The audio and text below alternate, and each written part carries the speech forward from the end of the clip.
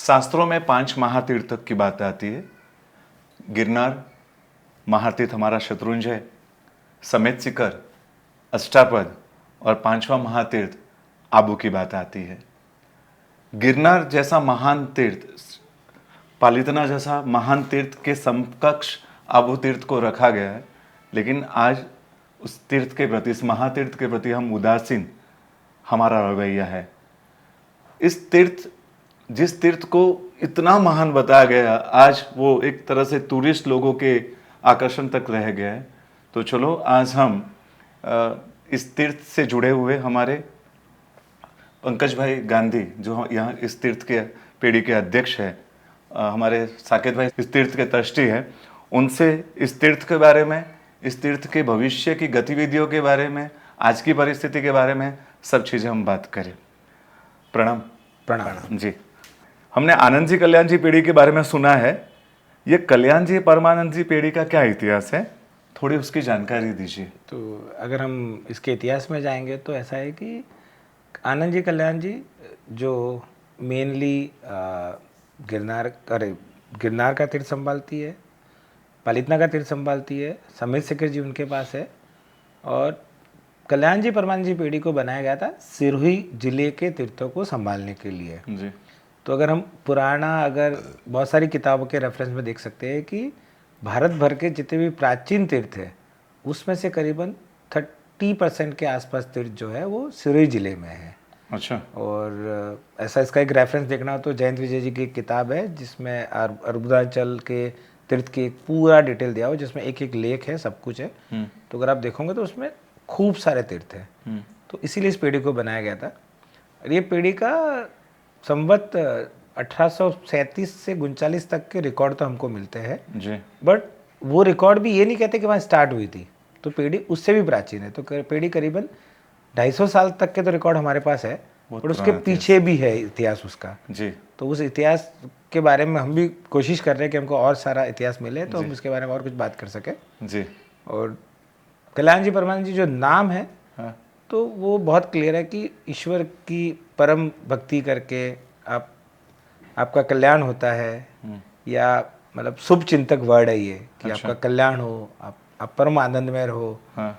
जैसे कि आनंद जी कल्याण जी भी है, तो हाँ, ये किसी व्यक्ति विशेष के नाम नहीं है, बराबर, ये सूचक है कि आप जब किसी संस्था का नाम, जो आज हम नहीं बात करते हैं कि बहुत पॉजिटिव बातें करो, शुभ नाम, जैसा बोलोगे, हाँ, जैसा बोलोगे वैसे ही बन जाओगे। हाँ। तो वो हमारे पूर्वज उस बात को बहुत अच्छे से समझते थे। तो उन्होंने जितनी भी अच्छी पीढ़ी है, पुरानी पीढ़ी है, उनके सब के नाम शुभ नाम से ही शुरू होते हैं। अच्छा। तो ऐसे बहुत सारी पीढ़ी होगी, सौभाग्यमल, कल्याणमल, कल्याण जी परमानंद जी। हाँ। तो मेजोरिटी आपको पुरानी पीढ़ियाँ इसी नाम से मिलेगी। हाँ। तो तीर्थ के नाम से पीढ़ी है वो तो सब अब बनने लगी है। लगभग हमने तो बोले, लोगों में बहुत बड़ी गलतफहमी यही होगी कि ये कल्याण जी परमानंद जी कोई नाम हाँ, होगा, हाँ, किसी के बाप दादा के नाम हाँ, से जुड़ा हुआ हाँ, नाम होगा। हाँ, अच्छी जानकारी हमें मिली कि ये सौभाग्यशाली नाम होते हैं, शुभ नाम। जब इसके साथ एक मंगल स्वरूप नाम जोड़े जाते हैं, जिससे उस पीढ़ी का एक निरंतर उसका इतिहास बढ़ता रहे, उस तरीके से। कल्याण जी परमानंद जी पीढ़ी के अंतर्गत इस आबू तीर्थ के अलावा और कौन कौन से तीर्थ आते हैं? तो प्राचीन तीर्थ में आबू है। हाँ। अगर आबू भी, अगर हम ऐसे तो बहुत शॉर्ट में एक बोल देते हैं कि आबू तीर्थ, हाँ, बट आबू तीर्थ अपने आप में 5 महातीर्थों को लेके बैठा हुआ है। हाँ। तो वहाँ पे अगर आप देखोगे कि हम बोलते हैं कि गिरनार, तो हमारे पास एक नेमिनाथ भगवान का 800 साल प्राचीन मंदिर है, जो वो गिरनार को रिप्लिका करता है। हम पालितना की बात करते हैं तो हमारा विमल वसई देरासर जो है वो पालितना को रिप्रेजेंट करता है। हमारा एक पीतलहर मंदिर है जिसमें आदेश्वर भगवान है, जो अगर हम अष्टापद को अगर रिप्रेजेंट करें। फिर पार्श्वनाथ भगवान का एक चौमुखा देरासर है, हाँ, जो समेत शिखर को रिप्रेजेंट करता है। हाँ। और महावीर स्वामी का एक देरासर है जो पावपुरी को रिप्रेजेंट करता है जी। तो एक तीर्थ में 5 महातीर्थ समाये हुए, तो हाँ, ये है हमारा एक तीर्थ। फिर उसके बाद एक तीर्थ आता है हमारा मूंगथला, फिर एक देरासर है हमारा बामणवाड़ा। तो बामणवाड़ा अगर देखा जाए तो हमारा जो मरुधर है, जो राजस्थान का एरिया है, उस तीर्थ की लोगों की आस्था से बहुत सारी जुड़ी हुई है। हाँ, बराबर। फिर हमारा देरासर आता है मीरपुर। अगर हम मीरपुर की बात करें तो वो भारत भर के सबसे प्राचीन देरासर में से एक होगा। वो 7वीं सदी का देरासर है, जो देलवाड़ा से भी करीबन 300 साल पुराना है। देलवाड़ा 10वीं सदी में बना था, हाँ, और वो 7वीं सदी में बना था। ऐसा कहते हैं कि उसकी कार्विंग हाँ, देखकर उसकी कार्विंग देख के देलवाड़ा भी बना है, रानीपुर भी अगर देखोगे तो उसको कार्विंग देख के बना। हाँ। उसकी कार्विंग अगर हम, वो है छोटा स्केल में, हाँ। लेकिन उसकी कार्विंग को हम दिलवाड़ा से 20 गिन सकते हैं, 19 नहीं गिन सकते। छोटा स्केल में है लेकिन बहुत मनोरम तीर्थ है। हाँ, मनोरम खूब है उसके हाँ। चारों तरफ। जब हम पहली बार तीर्थस्पर्श, हमारा जो राजस्थान के प्राचीन तीर्थों के हम यात्रा पर थे, तीर्थस्पर्श की वीडियोग्राफी के लिए हम निकले हुए थे, तब मीरपुर पहली बार जाना हुआ। और आज भी वो वहाँ के जो दृश्य, उसकी जीवंतता आज भी आंखों में कैद है। मीरपुर का जो जो मतलब नहीं नयन रम्य दृश्य है, अगर उसको आप सुबह उसका सनराइज कभी देखो तो उसकी जो सबसे ऊंची चोटी है जिसपे पहली जैसे किरण गिरती है, हाँ। वो पूरी पहाड़ी गोल्डन कलर की हो जाती है, सोनेरी हो जाती अच्छा। है। तो अगर आप कभी कभी अब पहले फिर बोलते जाने का तो हम मौका शायद मिले ये प्रयास करते कि हम सुबह सुबह वो पहुंचे। अगर आप सुबह पहुंचोगे तो वो एकदम मतलब पूरी सुनहरी हो जाती है। वहाँ के 4 देरासर है। हाँ। जोगानुजोग अभी उसमें से एक देरासर का जीर्णोद्धार हुआ है। मूलनायक भगवान जो चौथे देरासर के, उनका उत्थापन नहीं हुआ है। बाकी साइड के भगवान का उत्थापन होकर पूर्ण जीर्णोद्धार हुआ है, लेकिन मूलनायक को उत्थापित नहीं किया गया है। मुंबई के गौड़ी पार्श्वनाथ भगवान भी जो है, हाँ, गौड़ी जी पार्श्वनाथ भगवान भी मीरपुर से ही एक देरासर से गए हुए हैं। हाँ। एक सुपार्श्वनाथ भगवान का मंदिर है। हाँ। 2 शांतिनाथ भगवान के मंदिर जी है। जी जी। ये जो अभी जो एक पार्श्वनाथ भगवान का मंदिर है, 108 पार्श्वनाथ में, वो अमीरपुरा पार्श्वनाथ के नाम से है। हाँ। तो आप उस तीर्थ को आप सुबह और शाम आप उसकी मनोरम्य दृश्य को देख के आपको बहुत बहुत मन को शांति मिलती है। मीरपुर तीर्थ ऐसा है कि हम आबू तीर्थ का पॉडकास्ट आबू तीर्थ के बारे में कर रहे हैं और हम मीरपुर पर अटक गए, क्योंकि वो वो तीर्थ ही ऐसा ही है, उस तीर्थ की ऊर्जा ही ऐसी है, उस ऊर्जा पे आप अटक ही सकते हो। हाँ, वैसा ही है। फिर एक बालदाजी तीर्थ है जहाँ महावीर स्वामी का मंदिर है, करीबन 700 साल पुराना। हाँ। अभी मंदिर जीर्णोद्धार, अभी उसकी प्रतिष्ठा 2 साल पहले हुई है जीर्णोद्धार होके। अच्छा। सिवेरा एक शांतिनाथ भगवान का मंदिर है, वो भी प्राचीन है, उसका भी जीर्णोद्धार चल रहा है। हमारी पीढ़ी ने एक जरूर किया है कि हम कोई भी जीर्णोद्धार मूलनायक भगवान को उत्थापन किए बिगर ही करते हैं। तो उसके लिए शायद हमको थोड़ा 19-20 कॉम्प्रोमाइज भी करना पड़ता है, लेकिन हमने एक सिद्धांत बना रखा है कि हम मूलनायक को कभी उत्थापित नहीं करेंगे कहीं पे भी। बराबर। तो वो हम हमेशा ही मानते हैं कि 700 साल पहले, 800 साल पहले, और उन पुण्य पुरुषों ने, महापुरुषों ने कौन किस से भाव महात्मा से के हाथ से उसकी और उनका वो प्रतिष्ठा हुई है, उनका प्रभाव, कितने श्रावक होंगे जो मोक्षगामी होंगे, उन्होंने उसकी पूजा की होगी। वहाँ पे आके आराधनाएं की होगी, अपने तप किए होंगे। और महापुरुष ने जिनकी प्रतिष्ठा की, उनका भी एक अलग ही हाँ, आभा मंडल, आभा मंडल उनका एक ऑरा है। हाँ। तो हम इसलिए हमारा एक है कि मूलनायक भगवान का तो उत्थापन नहीं करेंगे। फिर एक सांदवाड़ा करके, वो शांतिनाथ भगवान का देरासर है। हाँ। ऊंद्रा है जो बामणवाड़ी जी के बिल्कुल सामने है, 2 किलोमीटर पे है। अच्छा। वो भी करीबन 700-800 साल पुराना महावीर स्वामी का मंदिर है। तो ऐसे कुल मिला के 9 मंदिर है। उसके अलावा 2 स्थान है, एक थुमवाड़ी है जहाँ पे महावीर स्वामी भगवान का मंदिर है, वो दादावाड़ी जैसा है, सहस्त्रबर्णा पार्श्वनाथ है। और एक शांति आश्रम है जो माउंट जब आप चढ़ते हो तो तलेटी पे आता है, तो वो शांति आश्रम है जहाँ शांति सूर्य जी ने आराधना की थी। उसका भी जीर्णोद्धार अभी थोड़े ही समय में शुरू हो जाएगा। बहुत बड़ा वैभव।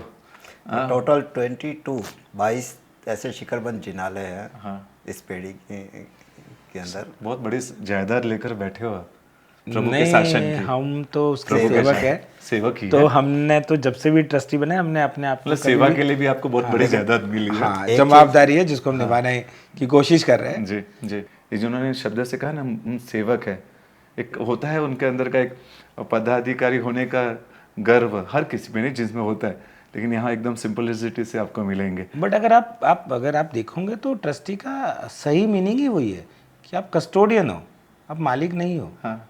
तो आप अगर हम हमारी भारत की अगर राज्य परंपरा में चले जाए, तो जो भी राजा ने अपना राज ऐसे किया था कि मैं कस्टोडियन हूँ, तो बहुत सारे आप देखोगे, उसका उदाहरण हमारा सिरोही का खुद राज्य है, जो राजा ये बोलते थे कि इस स्टेट के राजा तो सानेश्वर जी भगवान है, मतलब शिव है। और हम तो उनके सेवक हैं। और वो बाकायदा सैलरी लेते थे, और सैलरी में भी उनका इंसेंटिव होता था कि अगर उन्होंने इतना अगर काम किया तो उनको एक्स्ट्रा इंसेंटिव मिलेगा। तो अब जैसे पद्मनाभ मंदिर हम बीच में बहुत फेमस हुआ था, तो वो भी इसलिए वहाँ इतना सोना है कि वो राजा, वो उस रियासत के मालिक वो पद्मनाभ प्रभु थे। राजा तो सेवक ही था। बहुत तो अच्छा। ट्रस्टी भी सारे अगर देखो जाएंगे तो कस्टोडियन है, मालिक नहीं है। मालिक तो संघ समाज है, बहुत अच्छा। उसके बिहाफ पे वो काम कर रहे हैं। और वो काम करके एहसान भी नहीं कर रहे, वो उनको एक लाभ मिल रहा है भगवान का काम करने का। हाँ, उनका उसको सौभाग्य। उसमें उस सौभाग्य में खुश रहना चाहिए कि हमको ये सौभाग्य मिला, क्योंकि हर किसी को नहीं मिलता है। बहुत अच्छा। अगर हमारे 1 करोड़ जैन होंगे या 40 लाख जैन होंगे, ये मुझे नहीं पता एग्जैक्टली नंबर क्या होगा, उसमें से आपको ट्रस्ट में काम करने वाले लोग कितने होंगे? 4,000, 40,000। तो बाकी लोगों को तो मौका नहीं मिलता है ना। तो आपको प्रभु ने किसी पुण्य उदय के कारण आपको वो मौका दिया है, तो आप अगर उसको अच्छी तरह से करते हो तो अच्छी बात है। बहुत अच्छा। एक चीज मैं ऐड करना चाहूँगा जी, इस पेड़ी की विरासत के बारे में, जी, कि बहुत सारे तीर्थ जीर्णोद्धार जल्दी जल्दी हो गए। हाँ, सेठ कल्याण जी प्रबंध जी पेड़ी ने अपने प्राचीन तीर्थों की प्राचीनता को उसी ढंग से मेंटेन करके रखा। उसके लिए बहुत सारे लोगों ने ये बोला कि सिरोही के ट्रस्ट मंडल कोई नहीं करते, ट्रस्टी कुछ नहीं करते, कोई सुविधा नहीं देते, लेकिन उन तीर्थों को उसी मौलिक स्थिति में बचा के रखना अपने आप में एक बहुत बड़ा काम उन्होंने किया है जी। बहुत अनुमोदनीय काम किया उन्होंने। हाँ। और हम भी उसी दिशा में आगे काम करना चाहते हैं कि देलवाड़ा तीर्थ 1000 साल पूरे होने आ रहे हैं और अगले और 1000 साल की विरासत हम छोड़ के जाए आने वाली पीढ़ी के लिए। उसी स्थिति में जैसा कि 1000 साल पहले बना था, तो हमारा भी प्रयास वही रहता है। जीर्णोद्धार करवाना बहुत आसान है, हाँ, लेकिन उसको बचा के रखना, मेंटेन करना, वो बहुत मुश्किल काम है। जी। तो वो काम सेठ कल्याण जी प्रबंध जी पेड़ी ने बहुत, और हमारे पूर्वजों ने बहुत बखूबी किया है, और हम भी चाहते हैं कि उसी दिशा में हम आगे काम करते रहें। बहुत अच्छा। उसका एक अगर उदाहरण देखना हो तो माउंट आबू का जो विमल वसी देरासर है, आबू का दिलवाड़ा का जो विमल वसी देरासर है, उसका छत ऊपर का जो है वो रिपेयरिंग चल रहा है, और करीबन हमको 3 साल हो गया। 3 साल में हम सिर्फ एक देरासर के ऊपर की छत रिपेयर कर सके, क्योंकि हम उसको वही प्राचीन पद्धति से कर रहे हैं कि चूने को घरट में चलाओ, उसमें जो भी गूगल डलता है या जो भी खाने की चीज़ें डलती है, मेथी डलती है, गूगल डलता है, ऐसी बहुत सारी चीज़ों का मिक्सर डाल के, और उसको मतलब एक छोटी सी लहर चढ़ाई जाती है। फिर कुछ लोग पतली सी लकड़ी लेके उसको ऐसे ऐसे मतलब पीटते रहते हैं, क्योंकि अंदर जितनी ईयर है वो बाहर आ जाए। वो मतलब इतना सा टुकड़ा करने के लिए वो 4 दिन तक उस पर बैठ के ऐसे खाली गीला रखते हैं, उसको ऐसे कूटते रहते और फिर नेक्स्ट डे वापस एक नया लेयर चढ़ता है 4 दिन बाद, फिर उसको करते हैं। फिर उसको वैक्यूम निकालने के लिए उसमें होल करके एक ट्यूब डाल दी जाती है जिससे कि अंदर की वैक्यूम बाहर निकल जाए। तो उस प्रोसेस से कर रहे, शायद हो सकता है हमको लोग कोई ऐसे कहेंगे कि ये तो पैसा बचाने के लिए कर रहे, बट हकीकत ये है कि हम जो काम कर रहे हैं उसमें पैसा नए से 10 गुना पैसा लग रहा है। लेकिन हम ये चाहते हैं कि हम चूने से काम इसलिए करवाते हैं कि चूने के लिए कहा जाता है कि वो उसकी 1000 साल तक स्ट्रेंथ आती है और उसके बाद डिट्रॉइट होता है। और सीमेंट की अगर बात करो तो सीमेंट की लाइफ ही 40 साल है। मतलब सीमेंट 21 दिन में जितनी स्ट्रेंथ लेनी ले लेता है, उसके बाद से तो मतलब उसकी स्ट्रेंथ कम होनी शुरू हो जाती है। तो हम देरासर आरस का बनाते हैं जिसकी लाइफ हजारों साल है, लेकिन उसका बाउंडिंग मटेरियल हम सीमेंट यूज़ करते हैं, तो जिसकी खुद की लाइफ 50 साल है। तो आप समझो कि आप अभी आप बहुत लाइव उदाहरण देख सकते हो कि जितने भी नए देरासर बने हैं वो 25 साल 30 साल बाद उसमें जीर्णोद्धार की जरूरत महसूस होती है। और दिलवाड़ा जैसे देरासर को 1000 साल हो गए, 2031 में उसको 1000 साल हो जाएंगे, या उसका विमल जो लून वसई देरासर है उसको 2030 में 800 साल हो जाएंगे। बट कुछ भी अंदर आपको एक प्लास्टर भी कहीं करने की जरूरत नहीं पड़ती है। बराबर। अगले प्रश्न पर हम जाते हैं। मीरपुर तीर्थ अब जो आपकी पेड़ी के अंतर्गत आता है, लोगों तक पहुंचा, यात्रा का विषय बना, विरासतनो वारसो जो अहमदाबाद में कार्यक्रम, भव्य कार्यक्रम, खास मीरपुर तीर्थ लोगों तक पहुंचा। हाँ। लोगों की यात्रा का विषय बना। मीरपुर की भव्यता, सुंदरता और वहाँ की शांतता वो लोगों की यात्रा का विषय भी बनी। उसी तरह की सोच आबू तीर्थ के लिए कुछ है आपके लिए? हाँ, तो मैं मीरपुर से ही चालू करूँगा, फिर आगे बढ़ता हूँ कि उस विरासत के वारसे के बाद वहाँ पे जितने यात्रालु आते हैं और पहले जो आते थे वो करीबन 20x हो गया, मतलब 20 गुने। पहले अगर एक यात्रालु आता था तो 20 यात्रालु आते हैं, और ये सिर्फ 2 साल की बात है, कोई बहुत लंबा समय भी नहीं हुआ। तो अब वो 20 से 200 होंगे, 200 से 2000 कब होंगे हमको पता ही नहीं चलेगा। तो वैसा का वैसा हमने आबू के लिए, आबू में हम साल में करीबन 4 अनुष्ठान करने लगे जिसमें 500-700 लोग आते हैं। और उसके पीछे हमारा ध्येय यही रहता है, अनुष्ठान का मतलब है कि हम 18 अभिषेक रखते हैं, शुद्धि रखते हैं, ध्वजा का प्रोग्राम है उसको थोड़ा भव्य करने की कोशिश करते हैं। उसके अलावा हम कोशिश कर रहे हैं कि वहाँ पे ओली हो है, वगैरह। कल्याणक उजवा जाता है, महात्माओं का आवागमन बहुत हो गया है। तो आबू तीर्थ ऑलरेडी फेमस है वर्ल्ड वाइड अपनी कार्विंग के लिए, जी लेकिन आबू तीर्थ कार्विंग के लिए नहीं बना था, आबू तीर्थ भगवान के लिए बना था। वैसे ही था। भगवान की खुशी में विमल शाह मंत्री ने वहाँ पे कार्विंग करवाई थी। हाँ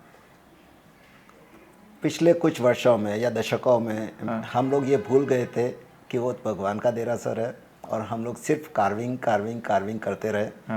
पूरी दुनिया कार्विंग के लिए आबू आती रही। तो आबू कभी वीरान तो था नहीं, हमेशा पर्यटक तो वहाँ आ ही रहे थे। बरोबर है। कमी थी तो भक्तों की, जो भक्ति भाव से विमल शाह मंत्री ने बनवाया था। उस विमल टाइम जो मंत्रीश्वर ने तो जिस भाव से कि उन्होंने जब जमीन खरीदी तो सोना बिछाकर बराबर जमीन खरीदी, और जब उन्होंने सोना सिक्के लगाए उसके बाद वापस उसने कहा कि नहीं, सोने के सिक्के में जो गैप रह गया है वो गैप भी एक है ना, वो भी उसको कंफर्टेबल नहीं लग रहा था कि नहीं ये भी कुछ अनैतिक तरीके से आया हुआ जमीन आ गई, तो उसने चौरस लगाकर चौरस सिक्का को बचा कर जमीन खरीदी है।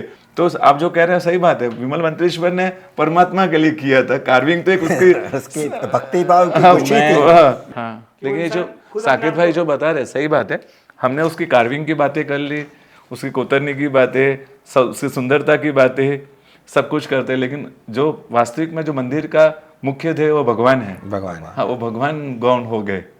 तो ये तो आज की तारीख में हमारे ट्रस्ट मंडल का यही प्रयास है कि ज़्यादा से ज़्यादा भक्त आए वहाँ पे, ज़्यादा से ज़्यादा भक्ति के अनुष्ठान हो, ज़्यादा से ज़्यादा लोग सेवा पूजा करें। जी टूरिस्ट तो आएंगे ही, क्योंकि ये विरासत है, वर्ल्ड हेरिटेज साइट है एक तरह से, तो आएंगे। उनको आप खुशी खुशी उनका आना अच्छी बात है, लेकिन भक्तों का जो नहीं आ रहे हैं उनको ज़्यादा से ज़्यादा लाना, वो हमारा प्रयास है। मेरा अगला प्रश्न उसी से लगता है। आबू तीर्थ में ज़्यादातर टूरिस्ट आते हैं, विदेशी पर्यटक बड़ी संख्या में आते हैं, उस कारण से क्योंकि विदेशी पर्यटक आएंगे तो तीर्थ की पवित्रता खंडित हो ऐसी संभावना है। उसके लिए आप लोग किस तरह की व्यवस्था रखते हो? तो दो चीज़ें कि हम जो हमारी समस्या है उसको दो तरीके से देख सकते हैं कि एक हम उसको प्रॉब्लम समझें और एक उसको अपॉर्चुनिटी समझें। अपॉर्चुनिटी मैं इस सेंस में कहूँगा कि अगर वहाँ पे साल के 8 लाख नॉन जैन लोग आते हैं तो हम मतलब कहीं ना कहीं उन भावी जीवों को भी जैन धर्म के बारे में कुछ दे के भेज रहे हैं। हो सकते हैं। और अगर हम उसमें और थोड़ा काम कर रहे हैं अभी उस पर, हम अगर हम वो काम कर पाए तो हम समझते हैं कि हम हमारे जैनिज्म को प्रमोशन करने के लिए कर सकते हैं। इससे अच्छा कोई तीर्थ नहीं है हमारे पास। Right right. तो अब रही बात पवित्रता की, तो पवित्रता के लिए हमने बहुत सारी वहाँ पे होर्डिंग्स लगा रखे हैं, उसमें नियमावली डाल रखी है कि भाई ये हो सकता है, आप खाना लेके नहीं जा सकते हो, आप झूठे मुंह नहीं जा सकते हो। वेशभूषा के विषय में कैसा है? वेशभूषा के लिए हमने अभी वहाँ पे कंपलसरी कर दिया है कि आप शॉर्ट में नहीं जा सकते हो या मिनी मिडी में नहीं जा सकते हो। कोई टूरिस्ट अगर आ गया हो तो उसको हम वापस भेजते हैं, या हमने उनके लिए चुन्नी रखी हुई है और धोती रखी हुई है। बराबर। तो अगर आप छोटे कपड़े में हो तो आपको चुन्नी ओढ़नी है ऊपर से और नीचे धोती पहननी है। बहुत अच्छा। तो ये कंपलसरी है, उसके बगैर अंदर नहीं जा खुले सकते। सिर नहीं जा सकते स्त्री, तो उसके लिए कंपलसरी चुन्नी रखी हुई है। बहुत अच्छा। और जैसे कि हमारा जो बोर्ड है, वो बोर्ड तो लगा हुई है, गार्ड है, वो भी इस बारे में बोलते रहते, बताते रहते लोगों को। एक ऑडियो लगा हुआ है जो दिन भर रिपीटेशन में चलता रहता है, तो वो भी बोलता रहता है। तो जैसे कि मासिक धर्म की बात करें, तो मासिक धर्म में अगर कोई आती है लड़की, तो विदेशियों के लिए मैं एक मान सकता हूँ कि वो लोग भले फॉलो नहीं करते बट वो इंस्ट्रक्शन को बहुत फॉलो करते हैं। राइट तो राइट। वो नॉर्मली इंस्ट्रक्शन को कभी नहीं तोड़ते। बराबर। तो उनसे रही बात। और एक तो ये हो गया, अंदर हमने कैंपस में भी बहुत सारे गार्ड खड़े किए हुए, देरासर के अंदर भी गार्ड खड़े हुए। गार्ड का काम है कि लोग बातें नहीं करें, लोग इधर उधर बैठे नहीं, रेलिंग को नहीं छुए, कार्विंग को नहीं छुए, भगवान को नहीं छुए। और हमने वहाँ पे एक और अच्छा कर रखा है कि जो भगवान का एरिया है उसके बाहर एक कॉर्डन है, उसके बाद पब्लिक है। तो गंबारा के बाद एक एरिया बंद है, या भमती के बाद एक एरिया बंद है, एक लाइन, और दूसरी लाइन में लोग घूमते हैं। तो मतलब इवन दैट भमती के गंबारे को गेट को भी लोग टच नहीं कर सकते। भगवान को तो बहुत दूर की बात है। हाँ। तो वो बंद रहता है। वो सिर्फ गंबारे में पूजा के कपड़े में ही कोई इंसान जा सकता है, मूल गंबारे में हो या भमती का गंबारा हो। तो वो हमने बहुत स्ट्रिक्टली, और हमारे पूर्वजों ने, या इवन दैट विमल शाह ने जिस दिन वो मंदिर बनाया था तब भी वो डबल चौकी वाला मंदिर बनाया उन्होंने। तो उनकी दूरदर्शिता थी कि शायद एक दिन यहाँ लोग बहुत देखने आएंगे, तो उन्होंने उस दिन उसको डबल भमती वाला बनाया। नॉर्मली अपने सारे मंदिर सिंगल भमती वाले बनते हैं, गंबारा होता है उसके बाद एक चलने की जगह होती है, तो इसमें दो है, दो सीलिंग है, दो भमती है, तो एक अंदर एक बाहर है, तो अंदर वाली लॉक कर दो तो सिर्फ लोग बाहर से चल सकते हैं। बराबर। और बाकी रही पवित्रता के लिए, हम मतलब साल में 2 बार शुद्धिकरण 18 अभिषेक करवाते हैं, शुद्धि करवाते हैं, बहुत सुंदर। अलग अलग पूजन करवाते हैं, महापूजा करवाते हैं। तो जैसे दिवाली पे अभी हमने 5 दिन तक महापूजा रखी थी वहाँ, तो भगवान की अच्छी सी अंगरचना, दीपक, कोशिश करते हैं कि हम मंदिर के अंदर प्लास्टिक के फ्लावर नहीं हो, और असली रियल फ्लावर भी माउंट में बहुत आसानी से नहीं मिलते, और तो वो भी हम बहुत कम करते हैं। तो हम नॉर्मली डेकोरेशन को दीपक की रोशनी करके करना पसंद करते हैं, तो मतलब हजारों दीपक लगाते हैं।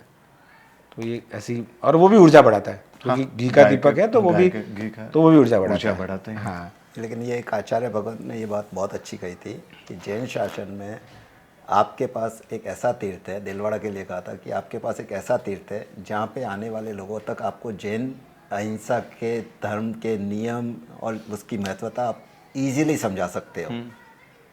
बाकी किसी तीर्थ पे इतने लोग आते नहीं हैं। बस हाँ, तो आपको उसको अपॉर्चुनिटी के रूप में देखना चाहिए कि आप एक प्रचार करो, वहाँ पे एक आर्ट गैलरी बनाओ जहाँ पे जैनिज्म को जैनिज्म के नियमों को लोगों तक पहुँचाओ, क्योंकि आज की तारीख में पूरी दुनिया नोइंगली और अननोइंगली साइंस, जैन धर्म साइंस पे बना हुआ, और साइंस को अलग अलग ढंग से अलग अलग नाम देके वो वही चीज़ फॉलो करवा रहे हैं। तो जैन धर्म के वो नियम अगर लोगों तक आप पहुँचाओगे तो लोगों को विश्वास होगा कि ये इस तीर्थ के माध्यम से ये हो सकता है कि अजैन जो आ रहे हैं और प्रभु के शासन को समझ कर जाए।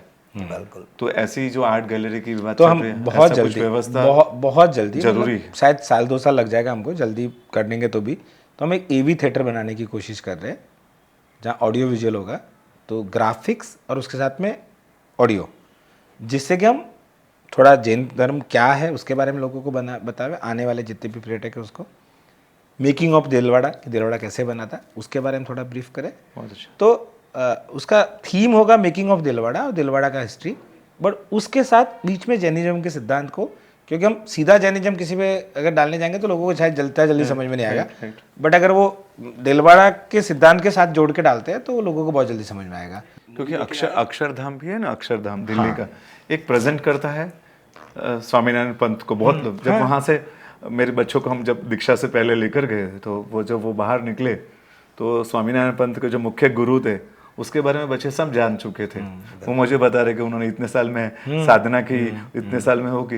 एक दिन के 4-6 घंटे के दरमियान उसके जो आने वालों के हृदय में पूरा वो स्वामीनारायण पंत इस तरह से आ गया। और हमारे जैन धर्म में ऐसी कोई जगह नहीं है, ऐसा कोई तीर्थ या ऐसे कुछ है नहीं जहां से शासन उनके सामने रिप्रेजेंट हो। हम यही चाहते हैं कि हम हमारे शासन को कैसे आगे बस उसकी पवित्रता, उसकी जो मर्यादा है तीर्थ की, उसके गौरव को खंडित ना हो, उस से हम प्रयास कर सकते हैं। वैसे भी हम देरासर कैंपस की जगह बाहर बनाएंगे। देरासर कैंपस में कुछ नहीं बनाएंगे, जस्ट उससे लगा हुआ बाहर तो आप बहुत कुछ अच्छा कर सकते हैं। वही बाहर ही बनाएंगे, देरासर कैंपस में एंट्री से कुछ अच्छा कर सकते हैं, और उसके अंदर से भले देरासर में एंट्री होगी, बट आपको ऐसा नहीं है कि हम कैंपस में बनाएंगे। कैंपस में तो हम मुझे जब मेरा पॉडकास्ट हुआ था अपनों से अपनी बात के माध्यम से, तो मुझे पूछा गया कि आपको कोई स्वप्न, तो मैंने ये कहा कि मैं भी एक अक्षरधाम जैसा एक भविष्य में, क्योंकि हमारे मंदिर, हमारे जैनिज्म, हम जैन शासन में कोई 200 करोड़ का बना रहा है, कोई 100 करोड़ का बना रहा है, बट उससे हम लेकिन कोई एक ऐसी संस्था, ऐसी तीर्थ जो सबके सामने प्रेजेंट हो और शासन को रिप्रेजेंट करे। वही आपको आशा इतना है तो वहाँ दर्शनीय प्रतिमा रख दो, मूल नायक की जगह। सही बात है, दर्शनीय प्रतिमा रख दो, लेकिन वहां से जो आने वाला 4-6 घंटे में पूरे जैनिज्म को समझकर, सिद्धांतों को समझ कर जाए, ऐसा एक स्वप्न मैं देखता हूं। आपने जो सपना देखा उसमें मैं दूसरी, अभी मैंने AV थिएटर बोला था, उसके बाद एक और हमारा प्लान है कि हम एक दिलवाड़ा का बाहर एक रेप्लिका बनावे जहाँ लोग फोटो खींच सके। तो हम देरासर में फोटो इसलिए अलाउ नहीं करते कि आसाधना होती है, भगवान पे फ्लैश गिरता है तो भगवान की आयु कम होती है, उनका ऑरा कम होता है, या उनका जो पवित्रता है वो हिलती है। तो बाहर अगर हम ऐसा इलेक्ट्रॉनिक गैजेट्स मंदिर में अलाउ नहीं है। बहुत अच्छा। और बीच में हमारा एक प्लान था कि रानापुर की तर्ज पे एक ऑडियो गाइडेड टूर का सिस्टम बनाए।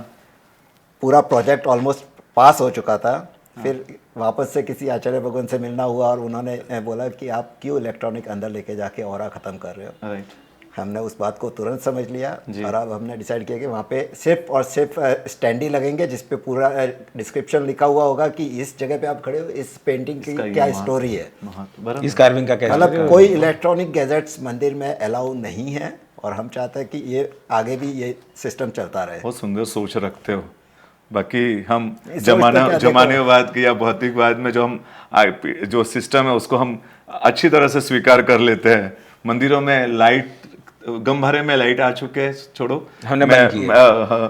हमने बंद करने की कोशिश की है तो बंद रहती है, करीबन 90% टाइम बंद रहती जबकि है। वो गंभारे में रही हुई लाइट वहाँ की ऊर्जा को बहुत खाती है। ऊपर जो मंदिर के ऊपर भी आजकल जो ध्वजा चढ़ाने के लिए रखा जाते हैं, अब वो भी उसकी ऊर्जा को नष्ट करता है क्योंकि भगवान का गला है। जब शिखर बनाते हैं तो वहाँ पे वास्तु पुरुष की स्थापना की जाती है उसी जगह पे जहाँ हम एक डाल देते बस मैं हैं। वही बता और मैं गला है वो। लोगों को एक उदाहरण देता हूँ कि एक काम करो, आप 4 घंटे के लिए यहाँ एक लोहे का पट्टा डालो और 4 घंटे खाली फील कर दो, 365 दिन नहीं, फिर आपको समझ में आ जाएगा कि क्या होता है। क्योंकि हम तो जो देरासर है उसको भी प्राण डाले हुए कहते हैं हम। हमारा शास्त्र तो उसमें प्राण डालते हैं, प्रतिमा में भी प्राण होते हैं, तो देरासर में भी प्राण है। तो क्या देरासर के गले में आप थोड़ी बाकी तो हम आगे बढ़ गए, तो हम तो, मैं नाम नहीं लूं, लेकिन कई राज्यों में ऐसा है जहाँ मंदिरों में एसी आ चुका है। मैं जाकर देख कर आ चुका मंदिरों में एसी। तो कहीं ना कहीं हमें लक्ष्मण रेखा बांधनी पड़ेगी और लक्ष्मण रेखा सबसे पहले बनती है। हम आगे बांधेंगे, तीसरी जगह बांधेंगे, वो बहुत मुश्किल। और अगर एक बार आपने लक्ष्मण रेखा फान ली ना तो दूसरी लक्ष्मण रेखा होती लक्ष्मण रेखा एक ही होती है। नेहरू जी जब यहाँ आए थे, उन्होंने आबू देलवड़ा की भव्यता, सुंदरता देखी। फीडबैक बुक होती है, तो उसने उनको कुछ लिखने को कहा, तो उन्होंने लिखा नो वर्ड्स। ऐसी कार्विंग, ऐसी कोतरनी, भव्यता, सुंदरता को शब्द में दूं, ऐसे मेरे पास शब्दों की दुनिया नहीं है। और शायद विश्व में कोई भी इस दुनिया को शब्द नहीं दे सकते हैं। ये दुनिया जो उन्होंने बाह्य तरीके से भी देखी, वो दुनिया भी कैसे मेंटेन रहे, उसकी कार्विंग, उसकी कोतरनी, वो भविष्य में भी आने वाली पीढ़ी इसी ढंग से देख पाए, उसके लिए आपकी ओर से, पीढ़ी की ओर से क्या प्रयास हो? केमिकल से हम साफ करना चाहें तो उसको शायद हम 1 महीने में पूरे देरासर को साफ कर सकते हैं, बट हम नहीं चाहते कि हम कोई केमिकल यूज करें, क्योंकि केमिकल भी स्टोन के पोर्स में रह ही जाता है। कितना ही पानी छाटो उस पर, उसके बाद भी अगर भले कितना भी लाइट एसिड करके आप अगर जो गंदगी को निकाल सकता है वो पत्थर को भी डैमेज कर सकता है। तो हमने जैसे कि लूणवसी देरासर को क्लीन करने के लिए कहीं हमने पढ़ा था कि ताजमहल को जब साफ़ किया गया था बीच में, एक बार उसकी क्लीनिंग की गई थी, तो उस पर मड लगा दी गई थी, मिट्टी लगा दी गई थी 7-8 दिन के लिए, और सूखने दिया था। फिर उसको गीला करते, फिर उसको सूखने देते, फिर गीला करते, और ऐसे मिट्टी लगा के और फिर वो मिट्टी को निकाल देते पानी से धो के। तो वैसा भी किया है, तो उसका भी रिजल्ट हमको बहुत अच्छा मिला है।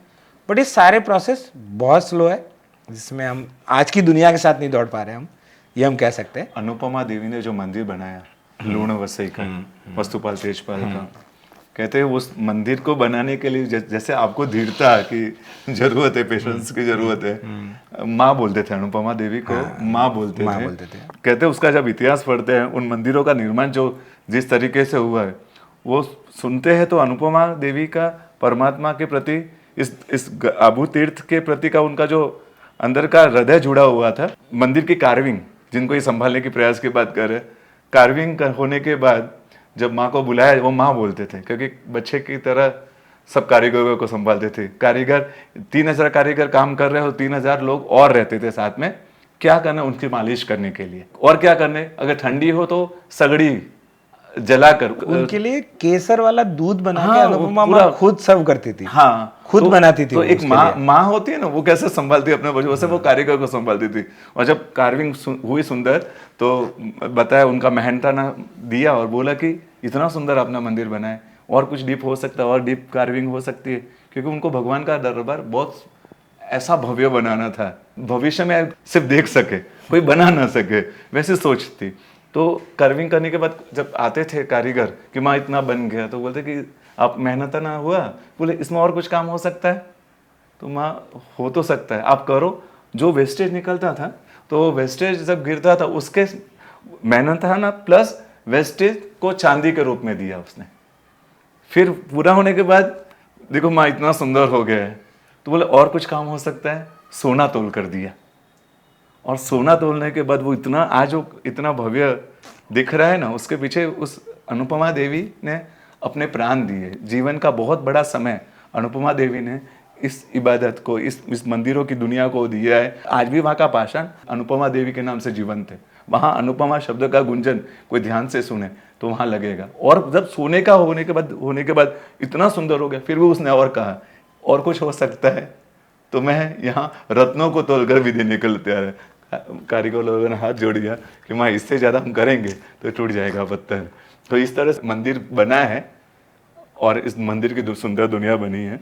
जिस तीर्थ को पालितना गिरनार शिखर जी के समकक्ष रखा गया, 5 महातीर्थ में बताया, उस तीर्थ की प्रभावकता, महानता, सुंदरता लोगों तक पहुंचे, उसके लिए पीढ़ी की तरफ से क्या क्या प्रयास तो हो रहे हैं? अभी हम एक बड़ा प्रयास करने की मतलब कोशिश कर रहे हैं या इच्छा रख रहे हैं जी तो अभी भगवान आदिश्वर भगवान का जन्म और दीक्षा कल्याण गाथा है मारवाड़ी चैत्रवद आठम और गुजराती फागणवद आठम 22 मार्च को। जी तो हम एक आबू स्पर्श यात्रा कर रहे हैं।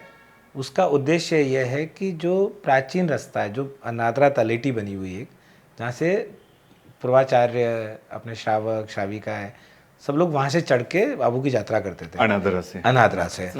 और अब एक गाड़ी में बैठ के कहीं यात्रा करो और एक आप चल के यात्रा करो तो आपके भाव पूरे बदल जाते हैं। गिरनार पालितना में फील होता ही है। और सभी मानते हैं कि जब आप एक्सरसाइज करते हो तो एक डोपामाइन निकलता है जो आपको खुशी देता है। हाँ। तो आप जब चलते हो तो साइंस भी मानती है, अगर मेडिकल वाला कोई होगा तो वो तो इस पे बहुत अच्छा कह सकेगा कि आप जब चलते हो तो जो पसीना निकलता है उसके साथ एक डोपामाइन वर्ड है, एग्जैक्टली के नहीं है मुझे नहीं पता, बट ऐसा ही कुछ एक खुशी देता निकलता है और वो खुशी देता है। हाँ। तो जब आप चढ़ के जाओगे तो आपकी आधी खुशी वहां से आती है और भावना और बढ़ती है। हाँ। तो वो स्पर्श यात्रा करने की कोशिश कर रहे हैं हम, और वो यात्रा हम हर साल करेंगे।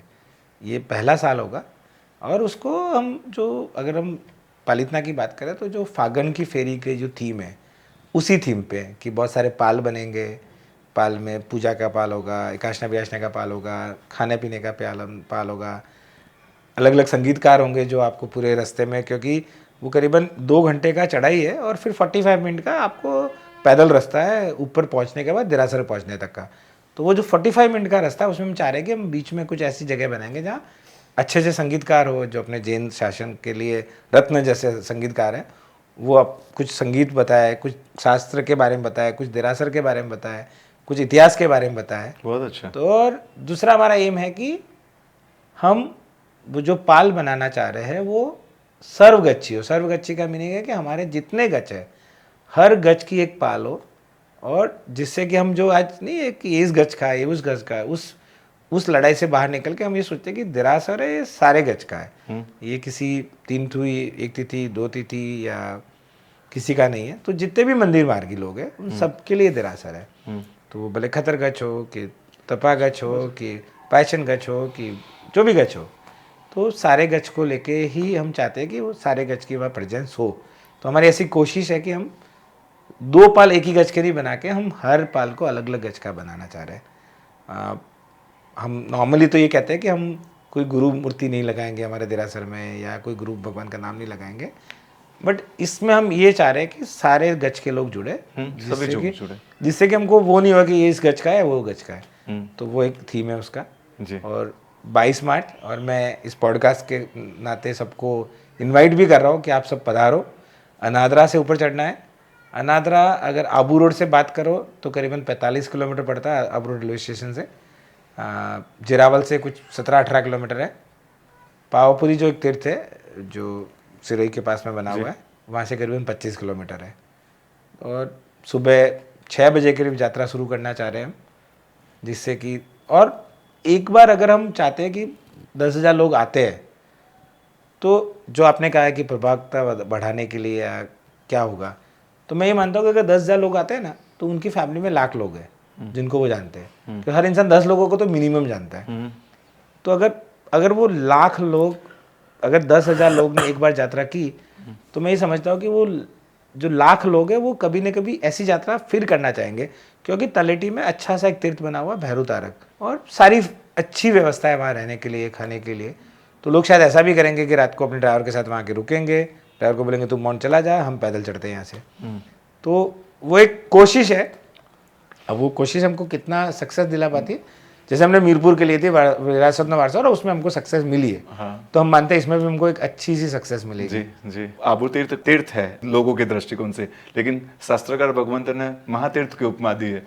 तो ये महातीर्थ को एक महातीर्थ बनाने के एक प्रयास के रूप में ये यात्रा का है। तो मैं तो सबसे कहूँगा कि आप लोग दक्षिण भारत में हो या कहीं पर भी हो, दक्षिण से लेकर पूर्व से लेकर भारत के किसी भी कोने में हो, आप इस यात्रा में शामिल हो। ये जो पहला इतिहास बनने जा रहा है, ये एक शुरुआत हो रही है, उसके बाद हर साल होगा। तो उस इतिहास में हम भी अपना एक योगदान देंगे। जब इतिहास लिखा जाए तो उसमें हमारा भी एक रोल था, हम भी उस इतिहास के भाग थे। हम जब भी पढ़े तो हमको ये फील आ गया, हाँ, जब पहली यात्रा हुई तो थी, मैंने लिखा था। हाँ, तो फागन फेरी तो हमको पता नहीं कब स्टार्ट हुई थी। राइट, पहली फागन फेरी कब हुई थी और उस इतिहास में हम कहाँ जुड़े थे, कितने जुड़े थे, या हमारे पूर्वजों में भी कौन जुड़े थे। लेकिन जब इसका इतिहास हो तो उसमें हम भी पहली यात्रा में जुड़े थे, ऐसा हम सौभाग्य ले सके।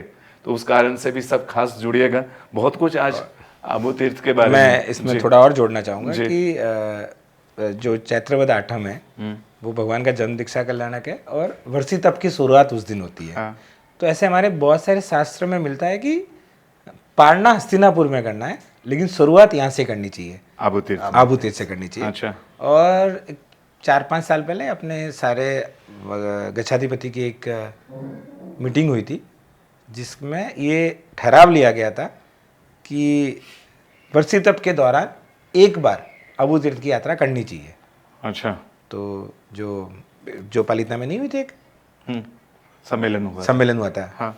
तो उसमें ये लिया गया था कि वर्षी तप के दौरान आपको एक बार करनी चाहिए। और इस बार भी हम करीबन 200 लोग वर्षी तप शुरू करने वाले वहाँ हैं। लास्ट ईयर भी करीबन 200 लोग थे जिन्होंने वर्षी तप वहाँ से शुरू किया था। तो ये सब उस तीर्थ की प्रभावकता बढ़ाने के लिए, लोगों की धार्मिकता बढ़ाने के लिए, उस तीर्थ से जुड़ाव बढ़ाने के लिए, कि अगर मैं मेरा वर्षी तप वहाँ से चालू करता हूँ तो मेरे परिवार के लोग भी वहाँ आना पसंद करेंगे। बराबर। मैं तो चाहूँगा कि हम लोग पालितना में बड़े बड़े अनुष्ठान पालितना में रखते हैं। उपदान से लेकर बहुत बड़े, हर किसी की इच्छा होती है कि पालितना बस एक तीर्थ के प्रति का अट्रैक्शन है, यही हम थोड़ा सा मोड़ दे दे। और ये तो महातीर्थ है, ऑलरेडी महातीर्थ। हाँ, तो ऐसे महान तीर्थ में उपदान या बड़े बड़े जो भी हमारे अनुष्ठान करने की इच्छा है, छरीपाली संघ है, यात्रा संघ है, वो आबू की तरफ, क्योंकि शास्त्रों में वर्णन आता है कि आबू तीर्थ की और बड़े बड़े संघ गए थे अपने गांव से, अपने शहर से, जहां लोग रहते थे, बड़े बड़े संघ आबू तीर्थ लेकर गए थे। तो वो पूर्व में जो हुआ है उसी को वापस रिपीट करने की जरूरत है। और हमारा ध्यान पालितना से, क्योंकि कहीं बड़े बड़े अनुष्ठान बहुत ज्यादा होने के कारण, एक ही जगह होने के कारण वहाँ न्यूसेंस भी बहुत आना शुरू हो गया है। और यही जब किसी और जगह धीरे धीरे शुरू हो गए, उस तीर्थ की महिमा बढ़ेगी। सिर्फ आबू नहीं, मैं तो चाहता हूँ मीरपुर जैसे जो छोटे छोटे प्राचीन तीर्थ है, बड़े प्राचीन तीर्थ है, उन जगह अनुष्ठान होने शुरू हो जाए तो शायद उस तीर्थ का भी विकास शुरू हो जाएगा। और भविष्य में जो पालितना के बाद जो न्यूसेंस या एक जगह सब कुछ अनुष्ठानों का जो बोझ बढ़ रहा है, उसके कारण उस तीर्थ की आशात्मा जो पालितना की हो रही है वो भी खत्म हो जाएगी। तो मेरी सबसे रिक्वेस्ट है कि आज इस पॉडकास्ट के माध्यम से हम एटलीस्ट 22 मार्च का तो प्रण ले लें कि हम इस पॉडकास्ट को जो भी सुन रहे हैं और सुनेंगे, वो बस इतना प्रण ले ले कि हम 22 मार्च को तो इस यात्रा में, पहली यात्रा में जरूर शामिल हो। आप खास पधारे अपना समय निकाल कर। और आबू तीर्थ की बहुत सारी बातें जो हमारे लिए भी अनजान थी, जैसे कल्याण जी परमानंद जी पेड़ी का जो इतिहास है, उसके अंतर्गत कौन कौन से तीर्थ आते हैं, ये सब कुछ जो जानकारी आपके माध्यम से हमें मिली, बहुत आनंद हुआ आपसे। और एक और सोने में सुहागा है कि आबू तीर्थ पे जो विमलवसी मंदिर है उसके अंदर एक प्राचीन आदेश्वर है। तो शास्त्र में उल्लेख मिलता है कि वो प्रतिमा जो है श्याम वर्ण के, हाँ, उसका शास्त्र में ये आता है कि वो मुनि सूरज स्वामी भगवान के काल की प्रतिमा है। तो मतलब करीबन 25 लाख साल पुरानी प्रतिमा है वो जी। और जैसा आपने कहा था उद्यान, तो समर के उद्यान के लिए तो आबू से अच्छी जगह ही कोई नहीं है। हाँ, जहाँ समर में भी टेम्परेचर 25 डिग्री से ऊपर नहीं जाता है। बराबर है। तो जो समर वेकेशन में जो बच्चे उद्यान करते हैं तो उनके लिए तो वो सबसे अच्छी जगह है जी। तो मैं भी यही कहूँगा कि आओ। वगैरह हुआ करते थे आबू पे। और आबू में दिलवाड़ा ही नहीं है, अचलगढ़ भी एक बहुत प्राचीन तीर्थ है। हाँ, वहाँ पर जो प्राचीन प्रतिमा है। बिल्कुल जी जी। मुझे कल ही मतलब किसी से पता चला, मतलब शायद हमको पता तो होगा लेकिन कल मुझे वो वापस रिवाइव हुआ है कि जो संति क्रम का स्रोत है, हाँ, उसकी रचना आबू से हुई थी। अच्छा। तो उसका शहर का नाम आता है देवकुलिक पाटन से हुई थी। तो वो आबू ही है। अच्छा। हाँ, तो उसकी रचना भी वहीं से हुई थी। इतिहास के कई पन्नों में इसका इतिहास छुपा हुआ गर्भों में छुपा तो होगा। कल ही मैंने मैंने ऐसे- बताया ना, कारण कि ये महातीर्थ है। पर्यटन के चक्कर में हमने उसके उसके बारे में मूल इतिहास को मूल इतिहास को पीछे गौण- छोड़ दिया गौण था। कर दिया है। अब समय आ गया है वापस से आबू तीर्थ की वही गरिमा को वापस से पुनर्स्थापित करने का जो पहले थी। आप जैसे एक शासन के लिए, तीर्थ के लिए कुछ काम करने की सोच के साथ इस पद पर आए हो, तो शायद हम एक आबू का जो सुंदर भविष्य की कल्पना करते हैं, स्वप्न देखते हैं, वो आपके रहते हुए हमारी आंखें बंद हो उससे पहले हम वो स्वप्न को हकीकत बदलते हुआ देखे। हाँ, सही बस। और आप जैसे वो आपने बहुत सुंदर सेवा दे रहे हैं, और हम अपेक्षा और भी, जब कोई अच्छा कार्य करता है तो हम उनसे अपेक्षा और ज्यादा बांधते हैं। और होनी चाहिए। हाँ, तो आपसे हम और अपेक्षा बांध रहे हैं होनी इसके तीर्थ के विकास में। आप अपना योगदान जितना दे रहे हो उससे कहीं ज्यादा आगे भविष्य में हो। मैं सबको ये कहना चाहूँगा कि हमारा योगदान तभी काम का है जब आप सब लोग वहाँ पधारो। जी, तो आप पधारो, आपकी सारी व्यवस्था वहाँ हो सकती है, और हम तीर्थ करने जा रहे हैं, हम घूमने नहीं जा रहे हैं। तो अगर यही रिक्वेस्ट है कि जिस दिन जैसे हमको ये वर्ष लगे- में एक बार पालीताना जाते हो, वर्ष में एक बार गिरनार जाते हो, शंकेश्वर जाते हो, वैसे ही वर्ष में एक बार सिर्फ देलवाड़ा आओ। आबू नहीं, हाँ नक्की लेक नहीं, हाँ देलवाड़ा आओ सिर्फ। हाँ जी, कम से कम साल में एक बार हम अवश्य आबू तीर्थ देलवाड़ा जाए, ऐसे शुभ भावना के साथ हम पूरा करते। खास पधारा। धन्यवाद, बहुत बहुत धन्यवाद।